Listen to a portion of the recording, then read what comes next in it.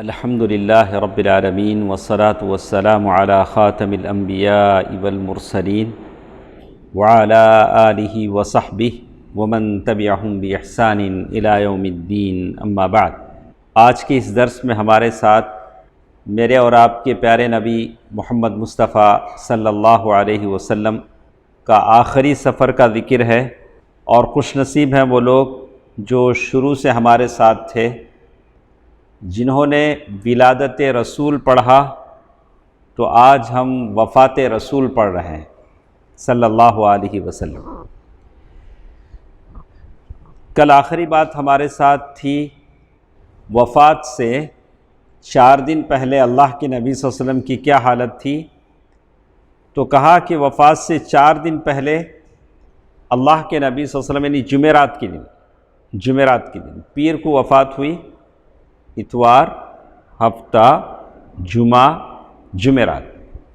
جمعرات کے دن اللہ کے نبی صلی اللہ علیہ وسلم کی تکلیف بہت بڑھی، تو اللہ کے نبی صلی اللہ علیہ وسلم نے کہا کہ کوئی رقعہ لائیں، میں لکھ دوں۔ کچھ باتیں اللہ کے نبی صلی اللہ علیہ وسلم لکھ دینا چاہتے تھے، اور مقصد یہ تھا کہ تم کبھی گمراہ نہ ہوگے، میں ایسی کوئی بات لکھ دوں اسی پر چلو گے، گمراہ نہ ہوگے۔ اس وقت گھر میں کئی اور بھی لوگ تھے، تو عمر رضی اللہ تعالیٰ عنہ بھی تھے، تو عمر رضی اللہ تعالیٰ عنہ نے کہا کہ اللہ کے نبی صلی اللہ علیہ وسلم آپ پر تکلیف کا غلبہ ہے، آپ تکلیف میں ہیں۔ عمر رضی اللہ تعالیٰ عنہ لوگوں سے کہہ رہے ہیں کہ لوگوں، اللہ کے نبی صلی اللہ علیہ وسلم نے رقعہ لکھنے کو کہا ہے کہ لائیں کوئی چیز، وہ رقعہ لکھ دیں، لیکن اللہ کے نبی صلی اللہ علیہ وسلم کی حالت یہ ہے کہ اللہ کے نبی صلی اللہ علیہ وسلم پر تکلیف کا غلبہ ہے، اور تمہارے پاس قرآن ہے، بس اللہ تعالیٰ کی کتاب ہمارے لیے کافی ہے۔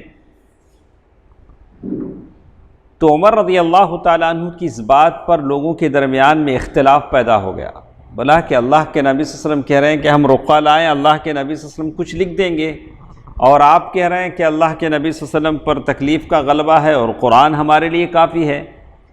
تو ایک سے ایک آوازیں بلند ہو گئی، تو اللہ کے نبی صلی اللہ علیہ وسلم جو بڑی تکلیف میں تھے، دیکھا کہ اختلاف ہو گیا ہے، لوگ جھگڑ پڑے ہیں، کوئی کہہ رہا تھا کہ اللہ کے رسول صلی اللہ علیہ وسلم لکھ دیں، کوئی وہ کہہ رہا تھا جو عمر رضی اللہ تعالیٰ عنہ کہہ رہے ہیں۔ تو جب شور بڑھ گیا تو اللہ کے نبی صلی اللہ علیہ وسلم نے کہا کہ سب لوگ میرے پاس سے اٹھ کر چلے جاؤ۔ کیا بولے؟ سب لوگ کیا کرو؟ میرے پاس سے اٹھ کر چلے جاؤ۔ اس کے بعد اللہ کے نبی صلی اللہ علیہ وسلم نے 3 باتوں کی وصیت فرمائی۔ وصیت کس کو بولتے ہیں؟ ویل نامہ لکھتے نہیں، جانے والا کیا کرتا ہے؟ کچھ باتوں کی وصیت کر جاتا ہے۔ تو پہلی بات یہ تھی کہ یہود و نصارہ اور مشرکین کو جزیرہ عرب سے نکال دو۔ اللہ اکبر! آج یہ نہیں ہو سکا، نہیں، آج پھر یہ لوگ اس جزیرے میں کیا کر رہے ہیں؟ قدم جما رہے ہیں۔ اللہ کے نبی صلی اللہ علیہ وسلم دنیا سے جاتے ہوئے کیا کہہ رہے ہیں کہ ان لوگوں کو جزیرہ عرب سے کیا کرو؟ نکال دو۔ دوسرے اس بات کی تاکید کی کہ جیسے میرے وقت میں جو ڈیلیگیٹس باہر سے آتے تھے، مہمان آتے تھے، ان کی میں نوازش کرتا تھا، بالکل ویسے ہی میرے جانے کے بعد بھی جو مہمان آئیں گے ان کے ساتھ کیا کرنا؟ مہمان نوازی کرنا۔ تو باہر سے جو مہمان آتا ہے وہ آپ کے پاس آپ کے رزق کی برکت لے کر آتا ہے، تو لیکن آج کل لوگ مہمانوں سے بھی ڈرنے لگے ہیں۔ لوگ اتنے یکسو ہو چکے ہیں کہ میرا گھر، میرے بچے، کسی اور سے کیا نہیں ہوتے ہیں؟ برداشت کرنے کو تیار نہیں ہیں۔ اللہ کے نبی صلی اللہ علیہ وسلم کے پاس وفود آتے تھے جگہ جگہ سے، یمن سے، ادھر سے ادھر سے، اللہ کے نبی صلی اللہ علیہ وسلم انہیں دعویٰ کرتے، انہیں کھلاتے پلاتے، مہمان نوازی کرتے، ضیافت کرتے۔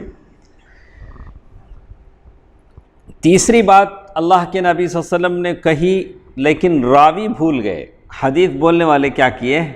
تیسری بات کیا بولے ان کو یاد نہیں رہا، لیکن وہ کہتے ہیں غالباً یہ کہ کتاب و سنت کو مضبوطی سے پکڑے رہنے کی وصیت کی، یا اسامہ رضی اللہ تعالیٰ عنہ کے لیے جو لشکر تیار کیا تھا اس لشکر کو روانہ کرنے کی وصیت کی۔ یا آپ کا یہ ارشاد تھا، اللہ کے نبی صلی اللہ علیہ وسلم کہہ رہے تھے نماز اور زیر دست لوگ، نماز اور زیر دست کا مطلب تمہارے انڈر میں جو لوگ کام کرتے ہیں، تمہارے انڈر میں جو نوکر چاکر ہیں۔ کبھی ایسا ہوتا ہے کہ ہمارے انڈر میں بہت سارے مسلمان ہوتے ہیں جن کی عقیدے کی اصلاح کی ہم فکر نہیں کرتے، جن کے نمازوں کی ہم فکر نہیں کرتے، ہم ان کو چھوڑ دیتے ہیں، ہم چپکے سے مسجد کو چلے آتے ہیں۔ یہاں تک تو میں کہتا ہوں کہ اگر مسجد کے دروازے پر کوئی فقیر اگر مسلمان بھی بیٹھا ہو تو آپ اسے تاکید کریں کہ پہلے وہ مسجد میں آ کر نماز پڑھ لیں، پھر بھیک مانگیں، پھر کیا کریں؟ مسجد کے دروازے پر بھیک مانگیں۔ تو مسجد کے دروازوں پر جو بھکاری ہوتے ہیں ان میں اکثر مسلمان ہوتے ہیں، یہ پیسوں کی بھی بھکاری ہیں، عقیدے کی بھی بھکاری۔ پیسہ مل جا سکتا ہے لیکن عقیدے کی اصلاح نہ ہو، اعمال خیر ان کے اندر نہ ہو، فرائض کی پابندی کی توفیق نہ ہو تو پھر کیا کہیں؟ تو ایسے لوگ ہم ان کو بتائیں کہ بھئی پہلے آئیے نماز پڑھ لیجئے، اس کے بعد جا کر بھیک مانگ لیے، کوئی حرج نہیں۔ ہو سکتا ہے کہ آپ کے نماز پڑھنے کی وجہ سے اللہ تعالیٰ آپ کو غنی کر دے، بندوں سے مستغنی کر دے۔ رسول اللہ صلی اللہ علیہ وسلم کی بیماری کی شدت کے باوجود، بڑی بیماری ہے، سکرات کی حالت میں ہے، اس دن تک یعنی جمعرات تک تمام نمازیں خود ہی پڑھاتے رہے۔ نماز پڑھانا، امامت کرنا، محراب میں کھڑا ہونا بہت فضیلت کا کام ہے، اس پر بہت اجر ہے۔ خوش نصیب ہے وہ ائمہ جو نماز پڑھاتے ہیں اور اپنا جو حق ہے نماز پڑھانے کا اس سے دستبردار نہیں ہوتے۔ کچھ لوگ ہیں جو بھی آیا، اچھا تمہیں آج پڑھا لو، تمہیں آج پڑھا لو، مجھے کام ہے تمہیں پڑھا لو، ویسا نہیں۔ اللہ کے نبی صلی اللہ علیہ وسلم انتقال سے 4 دن پہلے تک خود امامت کر رہے ہیں، خود امامت کر رہے ہیں۔ اس روز اللہ کے نبی صلی اللہ علیہ وسلم نے مغرب کی نماز آپ نے پڑھائی، آخری نماز، اس میں آخری سورۃ المرسلات آپ نے پڑھائی، والمرسلات عرفا۔ سورۃ المرسلات اللہ کے نبی صلی اللہ علیہ وسلم نے آخری سورت پڑھائی مغرب کی نماز میں۔ لیکن عشاء کی نماز کا وقت جب آیا، بیماری بڑھ گئی اور تکلیف آپ کی بڑھ گئی صلی اللہ علیہ وسلم۔ اللہ کے نبی صلی اللہ علیہ وسلم میں مسجد جانے کی طاقت بھی نہیں رہی۔ آپ کا حجرہ تو ایسے تھا جیسے وہ ہمارا وہ کیبن ہے اور یہاں مسجد تھی، اللہ کے نبی صلی اللہ علیہ وسلم وہاں سے نکل کر آنے کی طاقت بھی پیروں میں نہیں رہی۔ عائشہ رضی اللہ تعالی عنہ ام المؤمنین نے فرمایا، کہتی ہیں کہ عشاء کے وقت اللہ کے نبی صلی اللہ علیہ وسلم نے کہا کہ کیا لوگوں نے نماز پڑھ لی؟ عشاء کی نماز ہو گئی، مغرب کی نماز کون پڑھا ہے؟ اللہ کے نبی صلی اللہ علیہ وسلم۔ کیا لوگوں نے عشاء کی نماز پڑھ لی؟ تو ام المؤمنین کہتے ہیں ہم نے کہا کہ نہیں یا رسول اللہ، آپ کا انتظار کر رہے ہیں۔ لوگ کس کا انتظار کر رہے ہیں؟ صلی اللہ علیہ وسلم۔ آپ صلی اللہ علیہ وسلم نے فرمایا کہ اچھا ایسا کرو، میرے لیے لگن میں پانی رکھ دو، میرے لیے لگن میں پانی رکھ دو۔ ہم نے ایسے ہی کیا، آپ صلی اللہ علیہ وسلم نے غسل فرمایا۔ اس کے بعد آپ صلی اللہ علیہ وسلم نے اٹھنا چاہا لیکن پھر بے ہوش ہو گئے، صلی اللہ علیہ وسلم کیا ہو گئے؟ بے ہوش ہو گئے۔ جب ہوش آیا تو پھر پوچھا کہ کیا لوگوں نے نماز پڑھ لی؟ پھر افاقہ ہوا تو ہم نے کہا کہ نہیں اللہ کے رسول۔ اس کے بعد پھر بے ہوش ہوئے، پھر بے ہوش ہوئے 2 بار 3 بار، پھر آپ نے غسل فرمایا، پھر اٹھنا چاہا، پھر بے ہوش ہو گئے۔ بالآخر لاسٹ جب اتنی بار ہو گیا تو آخری بار ابو بکر رضی اللہ تعالی عنہ کو پیغام بھیجا کہ وہ لوگوں کو نماز پڑھا دیں۔ لوگ نماز کے انتظار میں بیٹھے۔ ابو بکر رضی اللہ تعالی عنہ نے نماز پڑھائی۔ اس طرح ابو بکر صدیق رضی اللہ تعالی عنہ نے اللہ کے نبی صلی اللہ علیہ وسلم کے حیات مبارکہ میں 17 نمازیں پڑھائیں۔ کتنے؟ 17 نمازیں اللہ کے نبی صلی اللہ علیہ وسلم کے زندگی میں ابو بکر صدیق رضی اللہ تعالیٰ عنہ نے پڑھائی۔ اب ام المؤمنین عائشہ رضی اللہ تعالیٰ عنہ بار بار اللہ کے نبی صلی اللہ علیہ وسلم کے پاس جاتی، کہتی اے اللہ کے نبی صلی اللہ علیہ وسلم ابی رجل بکا، میرے جو ابا جان ہیں بہت رونے والے ہیں، آپ ایسا کریں نا کسی اور کو کیا کریں نامنیٹ کر دیں، کسی اور کا تعین کر دیں، کسی اور کا نام لے دیں، کس کے لیے؟ نماز پڑھانے کے لیے، کسی اور کو بول دینا۔ تو یہ زبان سے بول رہی تھی ام المؤمنین، لیکن دل میں کیا تھا کہ لوگ ابو بکر رضی اللہ تعالیٰ عنہ کے تعلق سے بدشگون نہ ہو جائیں۔ بدشگون کیسے ہے؟ انہوں ابو بکر انہوں نماز پڑھاتے وقت اللہ کے رسول وفات پائے، تو کیا ابو بکر رضی اللہ تعالیٰ عنہ کا نام کیا ہو جائے گا اس طرح؟ ام المؤمنین عائشہ رضی اللہ تعالیٰ نے یہ نہیں چاہ رہی تھی کہ میرے ابا کے ساتھ ایسا نہ ہو جائے کہ یہ امام بنے تھے کہ اللہ کے رسول صلی اللہ علیہ وسلم کا کیا ہو گیا؟ انتقال ہو گیا۔ بار بار اللہ کے نبی صلی اللہ علیہ وسلم کے پاس جاتی، اللہ کے نبی صلی اللہ علیہ وسلم بار بار انکار کر دیتے، نہیں، اللہ اور اس کا رسول صرف کس سے راضی ہے؟ ابو بکر صدیق سے راضی ہے رضی اللہ عنہ۔ اور بعد میں اللہ کے نبی سے فرمایا تم یوسف والیاں ہو، کیا ہو؟ تم جو عورتیں ہو کون ہو؟ یوسف والیاں ہو۔ یوسف والیاں ہو، اس بات کا مطلب یہ تھا کہ یوسف علیہ السلام پر فریفتہ تھی کون؟ امراتو عزیز مصر کی وہ بیوی، ساری دوسری عورتیں کوستی تھی، کیا تو رانی ہے، ملکہ ہے، جا کے نوکر کے اوپر فریفتہ ہے، لیکن اندر سے یہ لوگ خود فریفتہ تھی، لیکن اوپر سے منہ سے کیا بولتی تھی؟ ایسا بولتی۔ اچھا یہ لوگ فریفتہ ہیں یہ کیسے معلوم ہوا؟ چاقوؤں سے انہوں نے فروٹ کاٹنے کے بجائے کیا کاٹ لیا؟ وَقَطَّعْنَا أَيْدِيَهُنَّ، انہوں نے اپنی انگلیاں کاٹ لی۔ تو اوپر سے کچھ کہہ رہی تھی لیکن اندر سے ان کا معاملہ خود کیا تھا؟ گڑبڑا تھا۔ تو یہاں یہ تشبیہ اتنی تھی، اللہ کے نبی صلی اللہ علیہ وسلم یہ کہنا چاہ رہے تھے کہ تمہاری زبان سے کچھ نکل رہا ہے لیکن تمہارے دل میں کیا ہے؟ کچھ اور ہے۔ بس اس کے علاوہ ام المؤمنین عائشہ رضی اللہ تعالیٰ عنہ کی دل میں کوئی اور بات نہیں تھی۔ تو لوگوں نے پوچھا اتنا بڑا منصب، اتنی بڑی فضیلت آپ کے ابا کو مل رہی تھی، آپ کیوں نہیں چاہ رہی تھی؟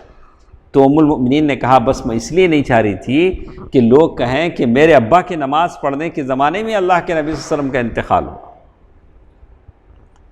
تو کہتے ہیں کہ ابو بکر رضی اللہ تعالیٰ عنہ کو حکم دے کہ وہ لوگوں کو نماز پڑھائیں۔ دوسری بات، اس کے بعد انتقال سے ایک دن یا 2 دن پہلے ہفتہ یا اتوار کو نبی صلی اللہ علیہ وسلم کی طبیعت میں تھوڑا سا ریلیکس ہوا، قدر تخفیف ہوئی تھوڑا سا۔ 2 آدمیوں کے درمیان چل کر ظہر کی نماز کے لیے تشریف لائے، 2 آدمیوں کے درمیان چل کر ظہر کی نماز کے لیے تشریف لائے، اور ابو بکر صدیق رضی اللہ تعالیٰ عنہ لوگوں کو نماز پڑھا رہے تھے۔ وہ آپ کو دیکھ کر پیچھے ہٹنے لگے۔ کیا کرنے لگے؟ پیچھے ہٹنے لگے۔ آپ نے اشارہ فرمایا کہ پیچھے نہ ہٹیں، اپنی جگہ کیا ہے؟ کھڑے رہیں، اور لانے والوں سے فرمایا کہ مجھے ان کے بازو میں بٹھا دو۔ ابو بکر صدیق رضی اللہ تعالیٰ عنہ کی کیا کرو؟ بازو میں بٹھا دو۔ تو ابو بکر صدیق رضی اللہ تعالیٰ عنہ کے بائیں بازو ان کو بٹھا دیا گیا۔ اس کے بعد ابو بکر رضی اللہ عنہ رسول صلی اللہ علیہ وسلم کی نماز کی اقتدا کر رہے تھے۔ نماز کون پڑھا رہے تھے؟ اب اللہ کے نبی صلی اللہ علیہ وسلم پڑھا رہے تھے، اور صحابہ کرام کو تکبیر سنا رہے تھے، اور ابو بکر رضی اللہ تعالیٰ عنہ زور سے تکبیر کہتے۔ اس کے بعد ایک دن پہلے صلی اللہ علیہ وسلم وفات سے ایک دن پہلے، مطلب کون سا دن رہا ہوگا؟ اتوار، پیر کو تو انتقال ہوا۔ وفات سے ایک دن پہلے نبی کیا کیا کر رہے ہیں دیکھیں، یہ آپ سن لیں گے تو معلوم ہوگا آپ کی امیدیں، میری امیدیں دولت والوں سے، مالداروں سے، اہل ثروت سے ختم ہو جائیں گی۔ کبھی آدمی کو یہ ہوتا، ارے میرے اتنے سارے لوگ ہیں، اتنے سارے دولت والے لوگ ہیں، کیوں مجھے وہ سونے میں نہا نہیں دیتے ہیں کیوں مجھ پر وہ اپنی دولت نچھاور نہیں کر دیتے ہیں؟ اس کی ضرورت نہیں۔ ہاں، اللہ تعالیٰ ہے جس کے ہاتھ میں زمین و آسمان کے خزانے ہیں۔ میرے نبی کو دیکھیے، دنیا سے جا رہے ہیں لیکن آپ کی زرہ 75 کلو جو پر گروی رکھی ہوئی ہے یہودی کے پاس۔ 75 کلو آٹا، آج چاول سمجھ لیجیے، آج ہم لوگ چاول کھاتے ہیں، وہ زمانے میں جواری کھاتے تھے۔ 75 کلو جواری کے بدلے میں آپ کا جو جنگی زرہ ہے کس کے پاس رکھا ہوا ہے؟ ایک یہودی کے پاس۔ یہودی وہ زمانے میں، آج پان بروکر ہے نہیں، ویسے وہ زمانے میں کیا تھے؟ قرض دیتے۔ یہ میرے نبی کی حالت ہے۔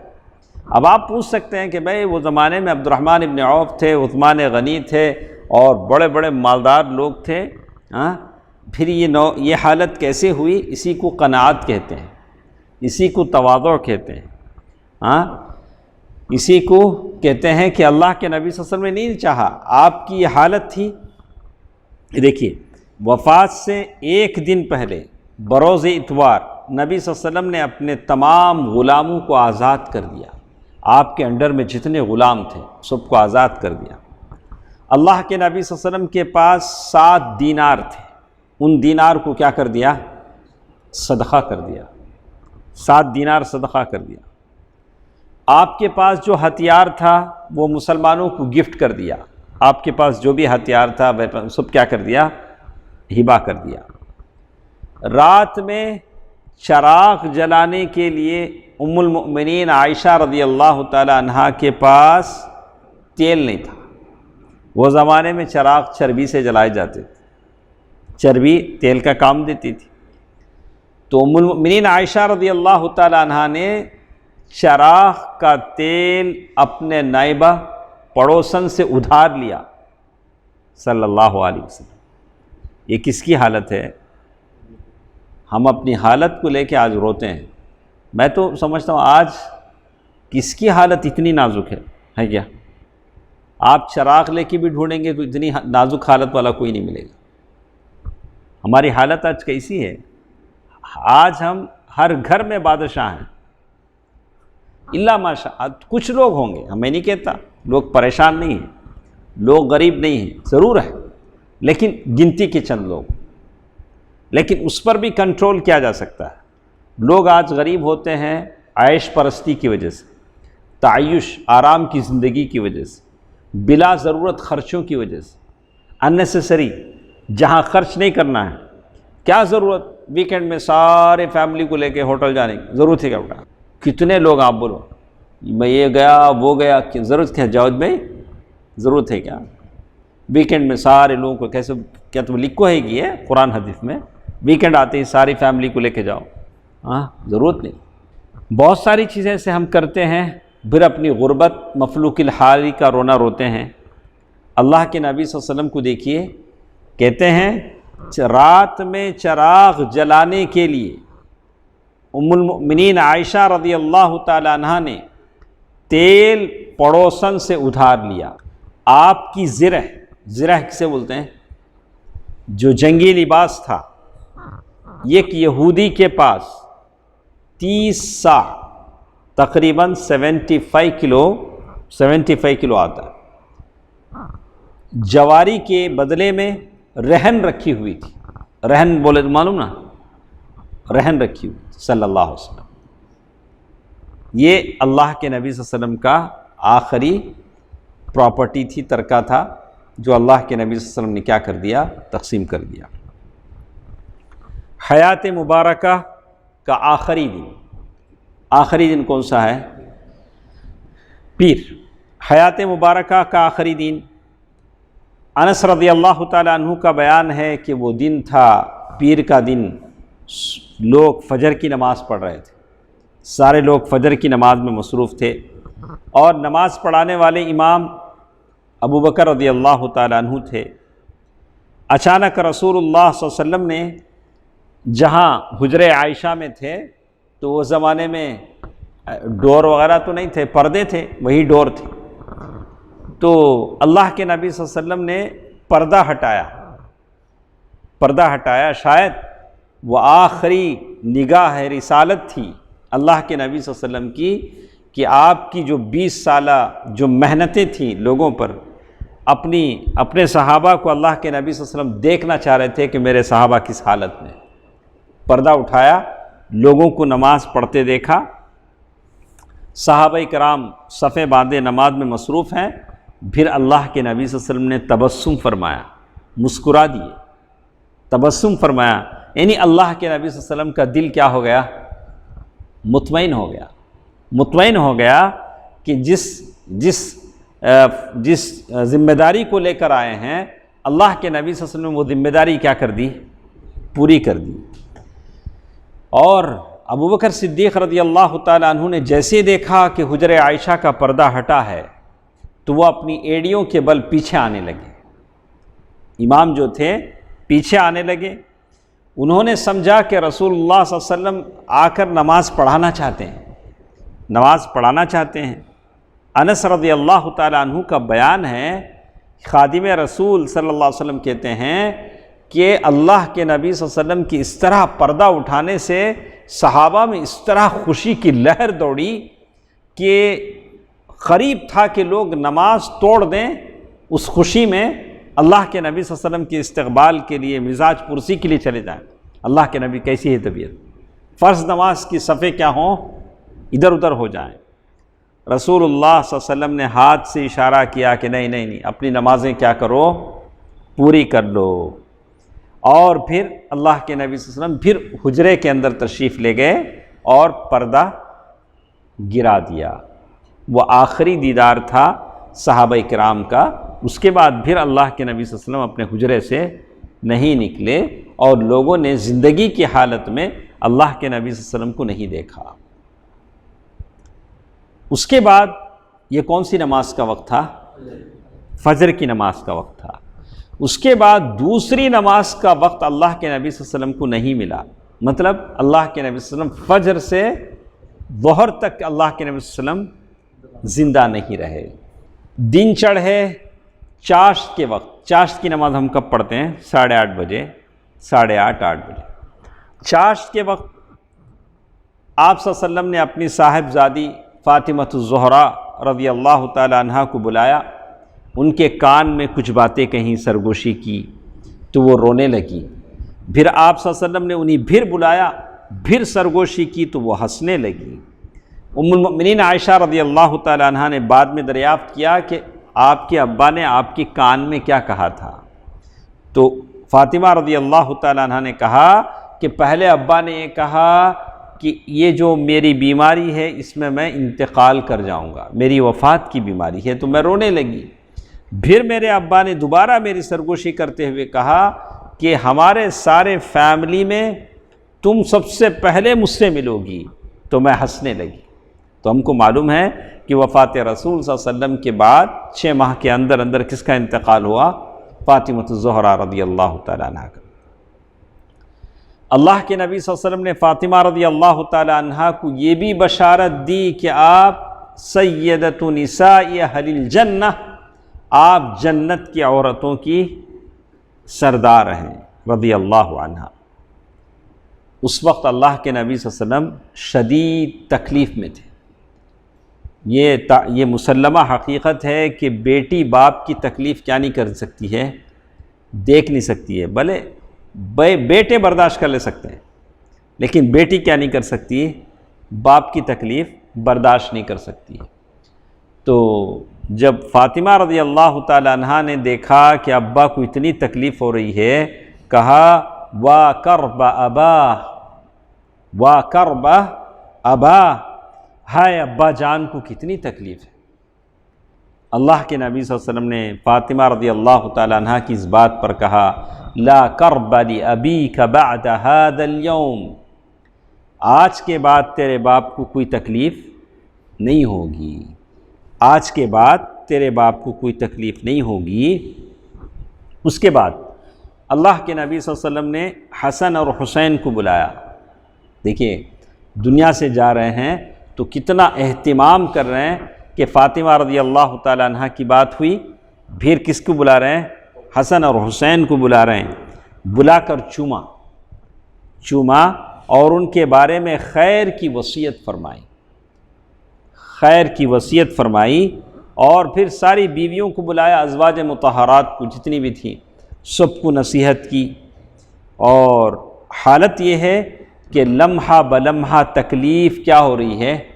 بڑھتی جا رہی ہے، اور ساتھ ساتھ اللہ کے نبی صلی اللہ علیہ وسلم پر اس زہر کا اثر بھی ظاہر ہونا شروع ہوا جو اس یہودیہ عورت نے بکری کے گوشت میں ملایا تھا۔ زہر کا اثر بہت دنوں کے بعد بھی کیا ہوتا ہے؟ ظاہر ہوتا ہے۔ خیبر میں کھلایا گیا تھا۔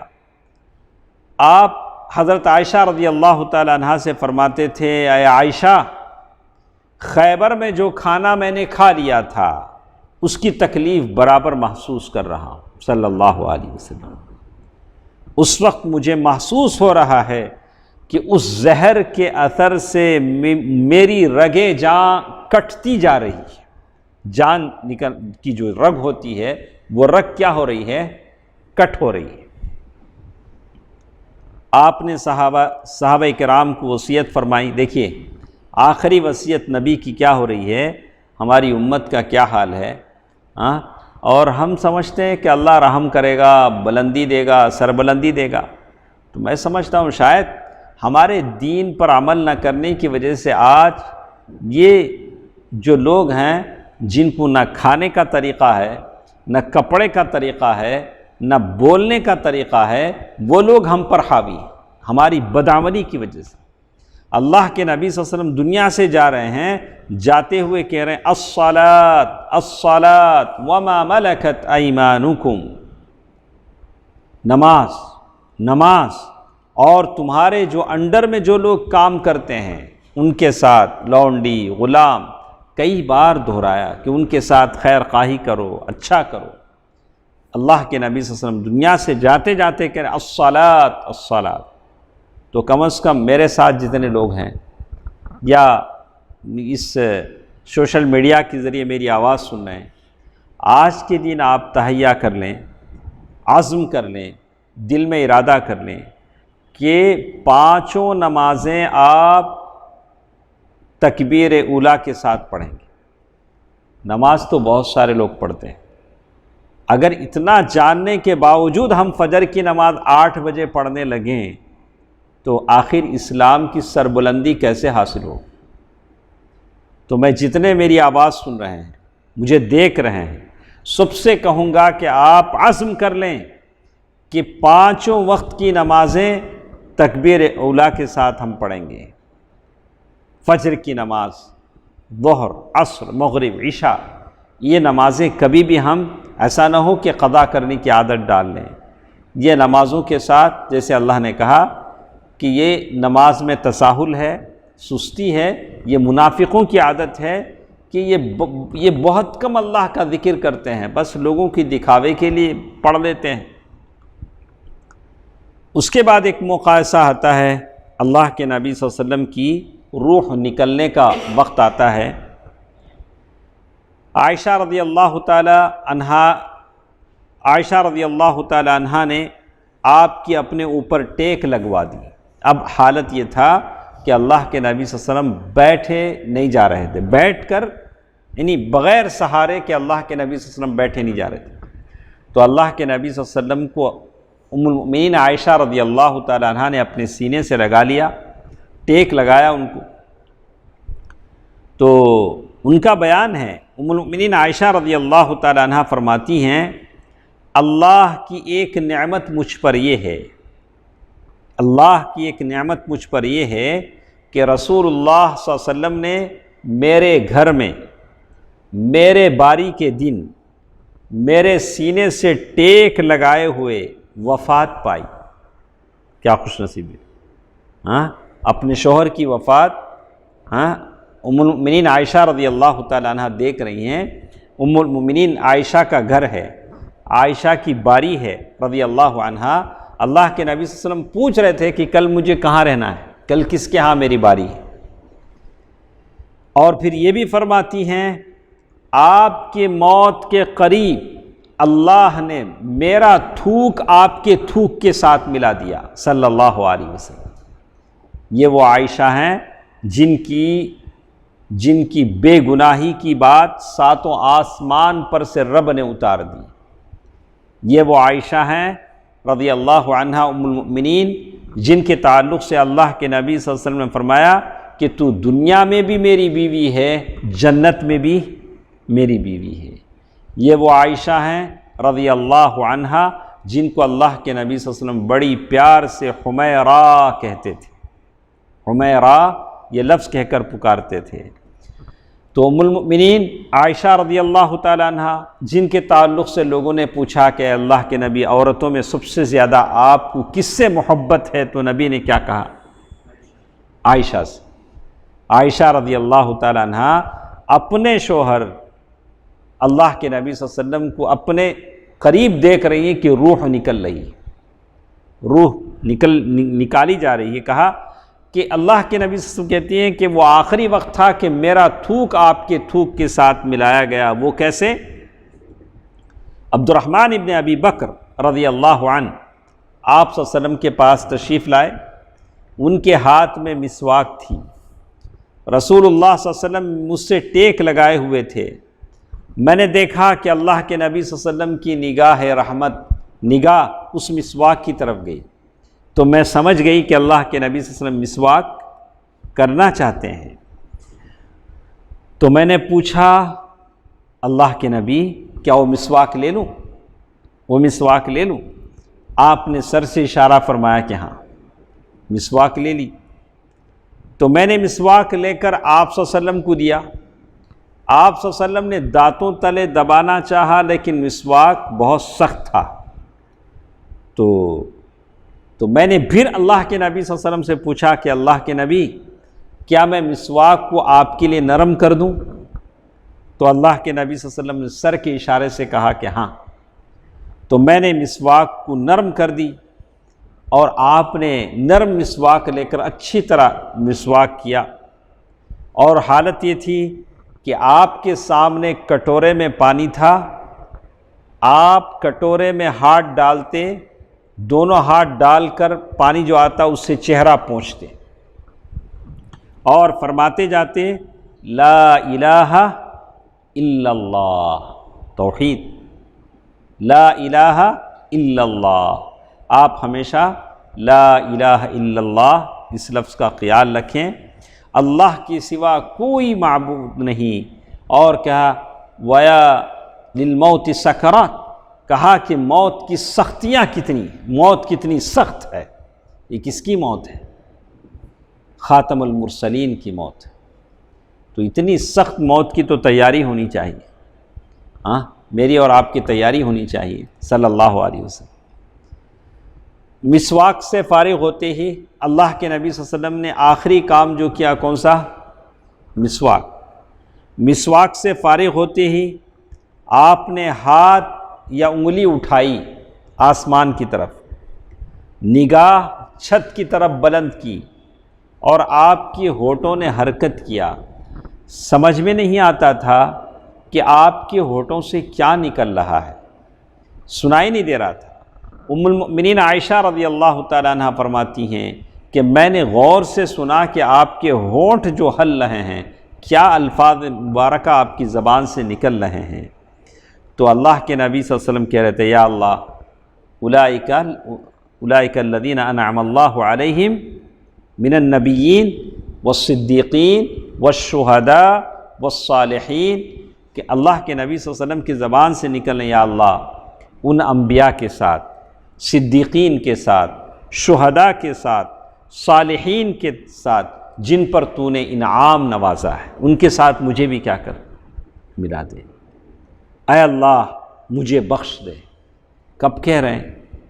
دنیا سے جاتے ہوئے، جن کی ساری زندگی عبادت میں گزری، جنہوں نے اپنی زبان سے خود کہا کہ میں سب سے زیادہ متقی انسان ہوں، انتقال کے وقت کہہ رہے ہیں یا اللہ مجھے بخش دے، سبحان اللہ، مجھے بخش دے، مجھ پر رحم فرما، مجھے رفیق اعلیٰ میں پہنچا دے صلی اللہ علیہ وسلم۔ اے اللہ رفیق اعلیٰ، آخری فقرہ اللہ کے نبی صلی اللہ علیہ وسلم نے 3 بار دہرایا، رفیق اعلیٰ، اے اللہ رفیق اعلیٰ، بہت بلند ترین دوست رفیق اعلیٰ۔ اور اسی وقت جو ہاتھ اٹھا تھا وہ ہاتھ کیا ہوا، کیا ہو گیا، جھک گیا، اور آپ رفیق اعلیٰ سے جا ملے، انا للہ و انا الیہ راجعون۔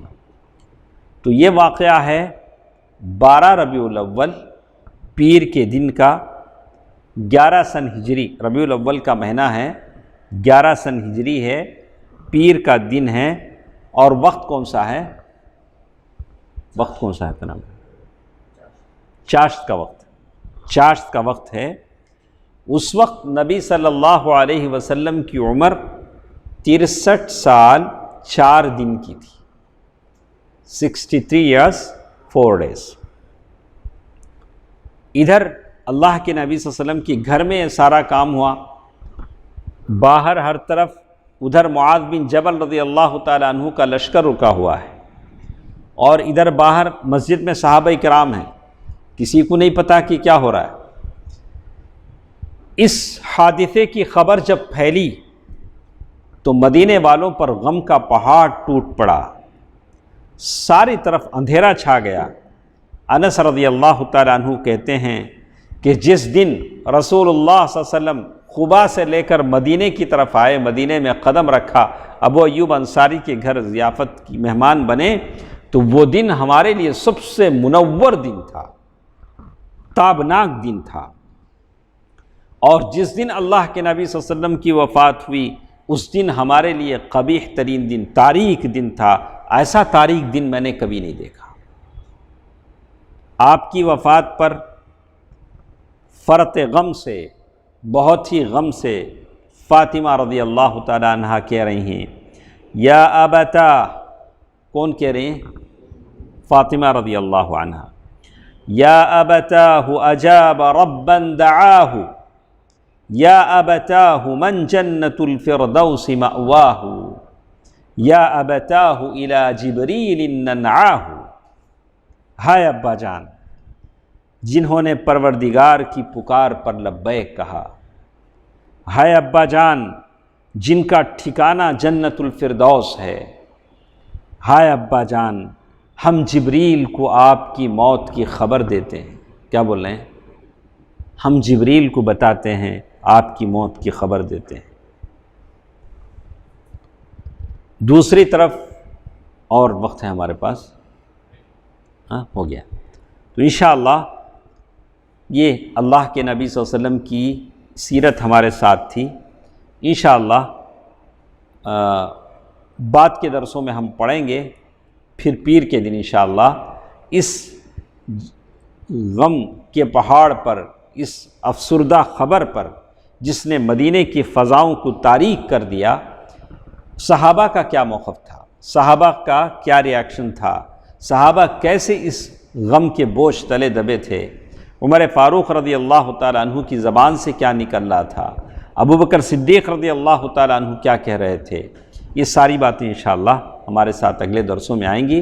بہرکیف اللہ کے نبی صلی اللہ علیہ وسلم کی زندگی کی ساری باتیں ہم نے سنا، تو میں اپنے دوستوں سے، احباب سے، شاگردوں سے، جتنے ہماری آواز سنتے ہیں، سب سے کہوں گا کہ ہم نماز سے ابتدا کریں، کم از کم اپنی زندگی میں تہیہ کر لیں کہ جب تک میرے جسم میں جان ہے 5 وقتہ نماز جماعت کے ساتھ میں پڑھوں گا انشاءاللہ۔ انشاءاللہ بولو اکرم، انشاءاللہ 5 وقتہ نماز ہم جماعت کے ساتھ پڑھیں گے، اس لیے کہ ساری چیزیں ختم ہو جائیں گی۔ آج جس چیز کی وجہ سے ہم نمازیں چھوڑ رہے ہیں، یہ ساری چیزیں فانی ہیں۔